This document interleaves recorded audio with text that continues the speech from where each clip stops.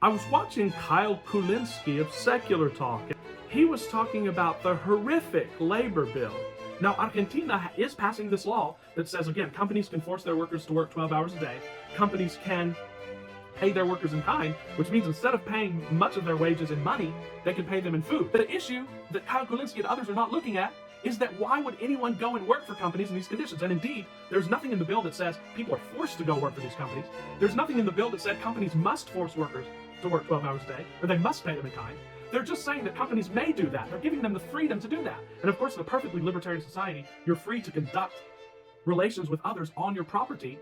As long as there's no force involved for them to be there, you're free to conduct those relations as you see fit. So the question is, if working 12 hours is so horrific, why would anyone go and work for these companies? And of course the answer is, and it's sad for me, because I want people to have good quality of life, is that they need to work these jobs because otherwise they cannot procure the means of survival.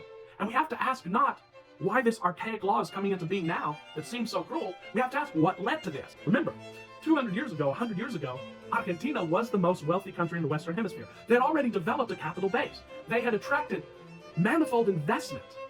They had great standards of living. In fact, people would say, as rich as an Argentine. What happened? And I argue to you what happened was that interventionist policies and socialism that started with Perón and continued today with Kirchner and the socialist government, which has wreaked havoc upon Argentina with strangling regulations for businesses that made it more expensive for them to operate in Argentina.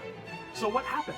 If it's more expensive for businesses to operate in Argentina, those businesses will go away. Those investments will go elsewhere, which will lead to an erosion in the capital base. And by capital, I mean production goods, goods that can be used to produce things that people want to buy, things that people need.